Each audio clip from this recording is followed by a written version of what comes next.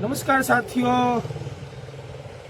આજે ફરી વખત ભેસાણ તાલુકાના ખંભાળિયા ગામે જે 2 દિવસ પહેલાં આપણે વિડીયો બનાવેલ સ્થળ ઉપર ફરીવાર આવ્યો છું.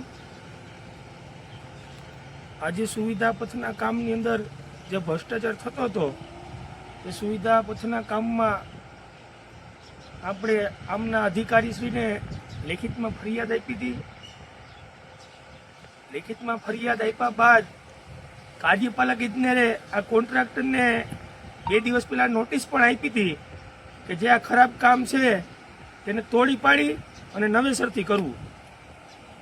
પણ આ કોન્ટ્રાક્ટર અને અહીંનો જે આ કામનું જે નિરીક્ષણ કરે છે, જે એસો છે હાર્દિક, આ બંને એટલા માથાભારે અને રાજકીય વગ ધરાવતા લોકો હોય કે એના અધિકારીનું પણ ગણતા નથી. એના અધિકારીએ નોટિસ આપી આ કામ તોડી નાખવા માટે, છતાં પણ આ કામ તોડ્યું નથી અને કામ ચાલુ કરશું એની ઉપર પાછું.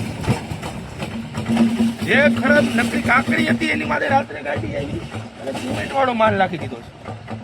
એના અધિકારીએ નોટિસ આપી, છતાં એને કોઈ પણ જાતનો ડર વગર આજે ફરીવાર આ જો બધું ફિટિંગ કરી અને બતાવો ભાઈ, આ સ્પેશિયલ નકરી કાંકરી ઠેઠથી ઠેઠ સુધી છે.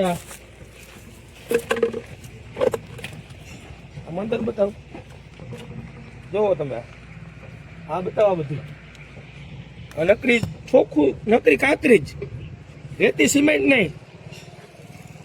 આમ ઠેઠ સુધી બતાવો, થોડો ઉપર માલ નાખો બતાવો.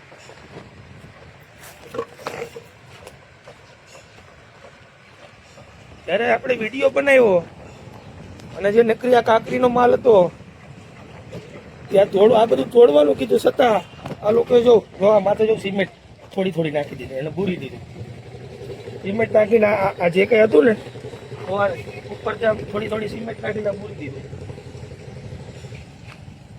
એટલે આ સોશિયલ મીડિયાના માધ્યમથી કાર્યપાલક ઇજનેરને હું પણ કહેવા માંગુ છું કે સાહેબ, આપની નોટિસ બાદ પણ આ લોકો કેટલા માથા ભારે છે કે તમારું પણ ગણકારતા નથી.